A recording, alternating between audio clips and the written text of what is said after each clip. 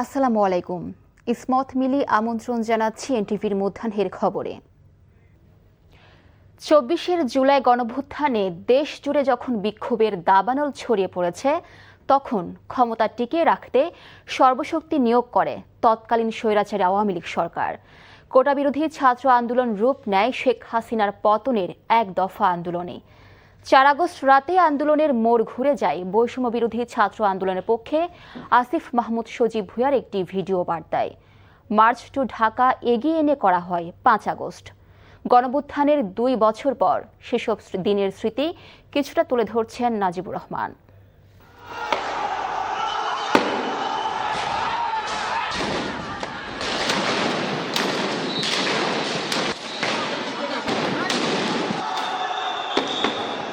দিনব্যাপী চলা রক্তাক্ত সংঘর্ষ আর মুক্তিকামী জনতার ঢল দেখেই রাতেই সিদ্ধান্ত আসে লং মার্চ টু ঢাকা হবে ৫ আগস্ট। স্বৈরাচারের মসনদ দখলের ডাকে কিং কর্তব্য বিমূঢ় হয়ে পড়ে আওয়ামী লীগ ও তার সহযোগীরা। একদফা আন্দোলনের গতিপথ নির্ধারিত হয় বৈষম্য বিরোধী ছাত্র আন্দোলনের সমন্বয়ক আসিফ মাহমুদের সেই চূড়ান্ত বিজয়ের ডাকে। ৫ই আগস্ট সারা দেশের মুক্তিকামী জনতাকে ঢাকার উদ্দেশ্যে রওনা হওয়ার জন্য আমরা আহ্বান জানাচ্ছি। বৈষম্য বিরোধী ছাত্র আন্দোলনের প্রথম সারির বেশিরভাগ নেতাদের সাথে যোগাযোগ বিচ্ছিন্ন থাকা অবস্থায় গণভবন অভিমুখে যাত্রার সিদ্ধান্ত একদিন এগিয়ে আনা যে সহজ ছিল না, তা মনে করিয়ে দিলেন অন্তর্বর্তী সরকারের সাবেক এই উপদেষ্টা। সিদ্ধান্ত নেয়া না নেয়া নিয়ে অনেকবার চিন্তা করতে হয়েছে যে আসলে রেসপন্সটা পাওয়া যাবে কিনা, কারণ একটা কর্মসূচি দিয়ে চূড়ান্ত কর্মসূচি দিয়ে রেসপন্স না পেলে তাহলে এটা ফেল হওয়ার সম্ভাবনা থেকে যায়। তো এগিয়ে নিয়ে আসার ব্যাপারে সেভাবে তাদের সাথে ডিসকাস করার সুযোগ হয়নি।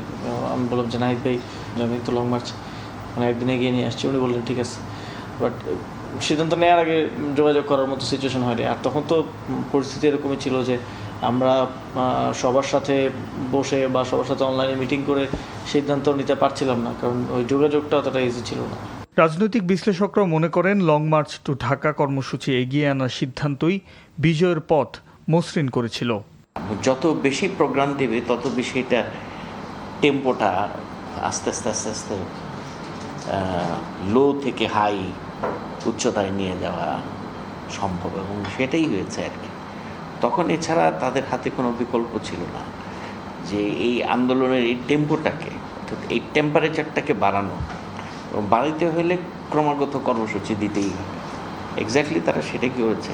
সময়কে যদি সার্বিক পরিস্থিতি বিবেচনা নেই, সেই ক্ষেত্রে হচ্ছে কৌশলগত একটা পরিবর্তন, যাতে ওই প্রস্তুতিটার একটা ব্যাঘাত ঘটে এবং মানুষ সহজেই কিন্তু ঢাকা শহরে আসতে পারে। কারণ ৬ তারিখ মানে যেহেতু একটা পূর্ব ঘোষিত, যার ফলে ঢাকার যে মেইন এন্ট্রেন্সগুলো সেগুলো বন্ধ করার সেরকম একটা প্রস্তুতি ৬ তারিখের জন্য, কিন্তু সেটা কিন্তু ৫ তারিখের জন্য প্রস্তুতিটা ছিল না। অল অন এ সাডেন এই ঘোষণার মধ্যে দিয়ে একটা সারপ্রাইজ এলিমেন্ট এই গণভ্যুত্থানের, এবং এটা খুবই মানে ওই মুহূর্তে খুবই একটা মানে কৌশলগতভাবে খুবই ফলপ্রসূ একটা সিদ্ধান্ত ছিল। পূর্ব ঘোষিত লং মার্চে লাখ লাখ মুক্তিকামী মানুষের স্বতঃস্ফূর্ত অংশগ্রহণের এক পর্যায়ে ৫ আগস্ট দুপুরেই ক্ষমতা ছেড়ে পালিয়ে যান ফ্যাসিস্ট শেখ হাসিনা।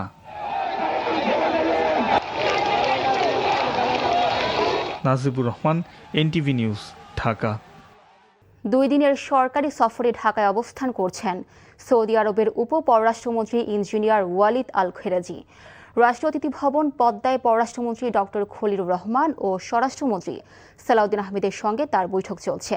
সকাল ১১টার কিছুক্ষণ পর রাষ্ট্রীয় অতিথি ভবন পদ্মায় পৌঁছান সৌদি আরবের উপ পররাষ্ট্রমন্ত্রীর নেতৃত্বাধীন প্রতিনিধি দল। বৈঠকে বাংলাদেশ ও সৌদি আরবের দ্বিপাক্ষিক সম্পর্ক আরও জোরদার, নিরাপত্তা সহযোগিতা, বাণিজ্য, জনশক্তি খাতে সহযোগিতা বৃদ্ধি এবং পারস্পরিক স্বার্থ সংশ্লিষ্ট বিভিন্ন বিষয় নিয়ে আলোচনা হচ্ছে। পাশাপাশি আঞ্চলিক ও আন্তর্জাতিক বিভিন্ন ইস্যুতেও দুই পক্ষের মধ্যে মতবিনিময় হওয়ার কথা রয়েছে। ২ সপ্তাহ হয়ে গেলেও এখনও কাটেনি গ্যাস সংকট। এতে যানবাহন ছাড়াও শিল্প কারখানা ও বাসাবাড়ির রান্না নিয়ে বিড়ম্বনায় পড়েছেন গ্রাহকরা। চট্টগ্রাম থেকে আরও জানাচ্ছেন শামসুল হক হায়দরি, ক্যামেরায় ছিলেন এনামুল হক। চট্টগ্রামে ২৮টি বিদ্যুৎ কেন্দ্রের বেশিরভাগই গ্যাস চালিত। সাম্প্রতিক গ্যাস সংকটের কারণে ব্যাহত হচ্ছে এসব কেন্দ্রের বিদ্যুৎ উৎপাদন। চাহিদার তুলনায় সরবরাহ কম থাকায় এখন দিনে ৫০ থেকে ৬০ মেগাওয়াট লোডশেডিং চলছে। এরই সাথে গ্যাস সংকটের কারণে এক ধরনের অচলাবস্থার মধ্যে পড়েছেন গ্রাহকরা। এই তো ৬টা বাজে যায়, রাত ১টা বাজেও আসে না, ১টা ১টা বাজেও আসে না। কষ্ট হচ্ছে আমাদের নামতে, তো লাড়কে চুলাতে নামতেছি। আজকে ৪-৫ দিন ধরে এরকম হচ্ছে। এদিকে গ্যাস সংকটে সবচেয়ে বেশি বিপদে পড়েছেন সিএনজি চালিত অটোরিকশা চালকরা। সকাল থেকে রাত পর্যন্ত ঘুরছেন এক স্টেশন থেকে অন্য স্টেশনে, যার বেশিরভাগই থাকছে বন্ধ। দিনের কিছু সময় যে কটা স্টেশন চালু করা হয় সেখানেও চাপ কম থাকায় গাড়ির দীর্ঘ সারি দেখা যায়। ঘন্টার পর ঘন্টা অপেক্ষা করেও চাহিদা মতো গ্যাস পাওয়া যাচ্ছে না, ফলে যানবাহনের সংখ্যা কমে যাওয়ায় ভোগান্তিতে পড়েছেন যাত্রীরা। আমি কালকে রাত্রে 1টা বাজে সিরিয়াল দিয়েছি, সকাল 7টা 40-এ গ্যাস পাইছি। আমরা এরকম হলে গাড়ি কিভাবে চালাবো? ফসার পরে এখানে যে ফার্ম বন্ধ করেছে, লাইনে আর গ্যাস নেই।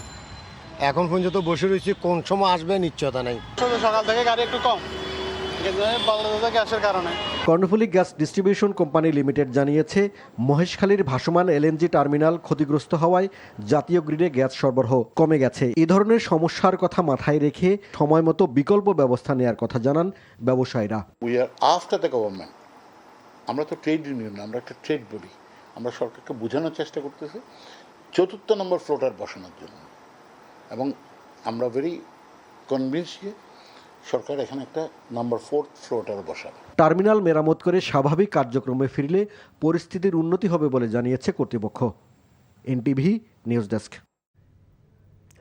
ঢাকার বাইরে চট্টগ্রামের গ্যাস সংকটের খবর জানাতে আমাদের সাথে যুক্ত হচ্ছেন সিনিয়র করেসপন্ডেন্ট আরিজ আহমেদ। আরিজ, চট্টগ্রামের ফিলিং স্টেশনে গাড়ির চাপ কেমন দেখছেন এবং সেই সাথে শিল্প কারখানাগুলোর কি অবস্থা?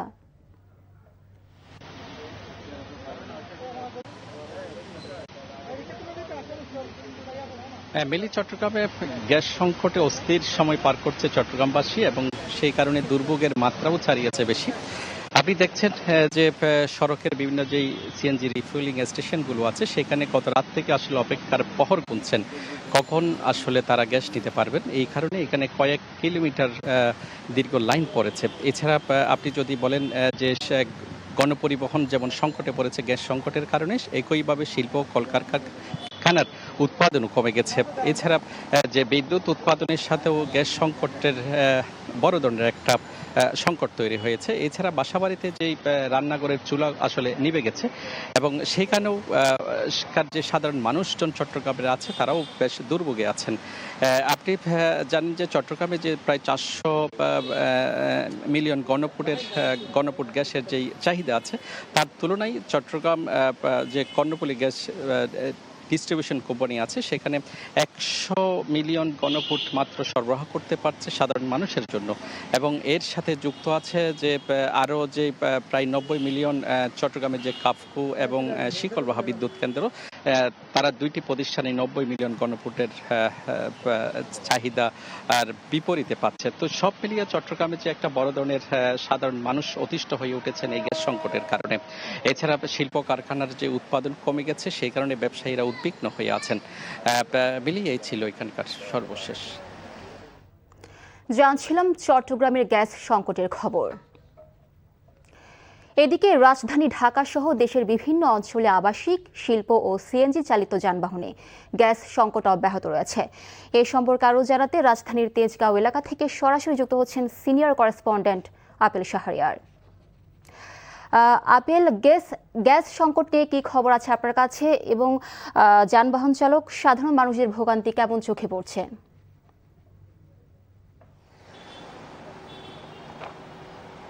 গ্যাসের জন্য অপেক্ষায় থাকা যানবাহনের চালকরা ক্ষুব্ধ, হতাশ, বিরক্ত। প্রায় 5-6 ঘন্টা ধরে অপেক্ষায় থাকতে হচ্ছে। এরপরও যে গ্যাস যতটুকু পাওয়া যায় সেটি দিয়ে সড়কে বেশিক্ষণ চলাচল করতে তারা পাচ্ছেন না। প্রায় 2 সপ্তাহ হয়ে গেল এই একটা বিড়ম্বনা, একটা অস্থির সময়ের মধ্যে দিয়ে তারা যাচ্ছেন। দাবি জানিয়েছেন সরকার যাতে দ্রুত সময়ের মধ্যে এই সমস্যার তারা সমাধানটি করেন। আর প্রধান সড়কে আমি দেখলাম যে যানবাহনের সংখ্যা অনেকটাই কমে গেছে এবং বেশ কয়েকটি ফিলিং স্টেশনেও ঘুরে দেখলাম বড় যে ফিলিং স্টেশনগুলো রয়েছে সেখানে কিছুটা বাড়তি চাপ। আমি এখন যেখানে আছি তেজগাঁ শিল্পাঞ্চল এলাকায়, আপনি দেখতে পাচ্ছেন আমার পিছনে দীর্ঘ সারি যানবাহনের, এবং এটার প্রধান যে সড়কের সামনেই কিন্তু ফিলিং স্টেশনটি। প্রধান সড়ক ছাপিয়ে আমি যদি বলি এই গলিতেও কিন্তু চলে গেছে যানবাহনের সারি, এবং এই চিত্র আসলে বিভিন্ন যে ফিলিং স্টেশনের তার সামনে, এবং সাময়িকভাবে আরও বেশ কয়েকটি ছোট ছোট যে পাম্পগুলো রয়েছে সেগুলো কিন্তু বন্ধ করে দেওয়া হয়েছে। এক ধরনের এই যে সমস্যাটি, তাদের সাধারণ মানুষেরও যে বক্তব্য যে কেন হচ্ছে এই সমস্যাটি, যদিও সরকারের পক্ষ থেকে বলা হয়েছে কক্সবাজারের মহেশখালীর যে ভাসমান যে এলএনজি টার্মিনাল রয়েছে সেটি কারিগরি ত্রুটি বা আগুন লাগার কারণে যে এই সমস্যা, তো কতদিন নাগাদ এটি সমস্যাটি সমাধান হবে সেটিও যেহেতু বলছে না, ধোঁয়াশার মধ্যে সাধারণ মানুষ রয়েছে। এটিকে দাম বাড়ার কারণে না অন্য কোনো কিছু, এই বিষয়টি সরকার স্পষ্ট করা না হওয়ার কারণে তারা বিভিন্ন ধরনের একভাবে ধারণা নিয়ে তারা কথাবার্তা বলছেন, আলোচনা করছেন। শুধু যে ফিলিং স্টেশনের যে যানবাহনের যে এই যে ভোগান্তি চালকদের তা কিন্তু নয়, আবাসিক এলাকাও দেখেছি যে গ্যাস থাকছে না, মধ্যরাতে যাও একটু আসে, সেটি দিয়ে রান্না যদি সারা রাত যদি রান্নাই করতে হয়, পরের দিন আবার অফিস আছে, তো সব মিলিয়ে এক সাধারণ মানুষের মধ্যে চরম ভোগান্তি, হতাশা, ক্ষুব্ধ। তারা বলছেন সরকার যাতে দ্রুত সময়ের মধ্যে এই যে একটি সমস্যার মধ্যে রয়েছে এই সমস্যা যাতে তারা সমাধান করেন। দর্শক, এতক্ষণ জানছিলাম গ্যাস সংকটের খবর। চট্টগ্রাম বন্দর চ্যানেলে আটকে যাওয়া কন্টেনারবাহী জাহাজ সিএনসি ইউরেনাস সফলভাবে উদ্ধার হয়েছে। ফলে দেশের প্রধান সামুদ্রিক বন্দরের কার্যক্রম কোনো ধরনের বাধা ছাড়াই স্বাভাবিক রয়েছে। চট্টগ্রাম বন্দর কর্তৃপক্ষের সচিব জানান, সকালে আটকে পড়া কন্টেনার জাহাজ সিএনসি ইউরেনাসকে উদ্ধার করা সম্ভব হয়েছে। সোমবার দুপুরে মাল্টার পতাকাবাহী 170 মিটার দীর্ঘ কন্টেনার জাহাজ এমভি সিএনসি ইউরেনাস কর্ণফুলী নদীর চ্যানেলে প্রবেশের সময় যান্ত্রিক ত্রুটিতে পড়ে। এ সময় জাহাজটি 2 নম্বর লাল বয়ার সাথে ধাক্কা খেয়ে নদীর মোহনা সংলগ্ন রিটেইনিং ওয়ালের উপর আছড়ে পড়ে। এর পরপরই নৌবাহিনী, কোস্টগার্ড সহ সব সংস্থা যৌথভাবে রাতভর উদ্ধার অভিযান চালায়। সফলভাবে উদ্ধারের পর নিরাপদে ব্রাভো অ্যাঙ্করেজে নোঙ্গর করা হয়েছে। চীনের শিকৌ বন্দর থেকে আসা এই জাহাজটি মাস্টার সহ 24 জন নাবিক রয়েছেন। এনটিভিতে কুমিল্লার বুড়িচং উপজেলার কিশোরনগর পাখি গ্রাম নিয়ে সংবাদ প্রচারের পর পরিযায়ী পাখি ও তাদের আবাসস্থল সংরক্ষণে উদ্যোগ নিয়েছে জেলা প্রশাসন। জেলা প্রশাসকের নির্দেশনায় সোমবার বিকেলে কিশোরনগর গ্রামের স্থানীয়দের নিয়ে মতবিনিময় সভা করেন বুড়িচং উপজেলা নির্বাহী কর্মকর্তা মোহাম্মদ তানভীর হোসেন। সভা শেষে পাখি সংরক্ষণ কমিটি গঠন সহ কয়েকটি গুরুত্বপূর্ণ সিদ্ধান্ত নেওয়া হয়।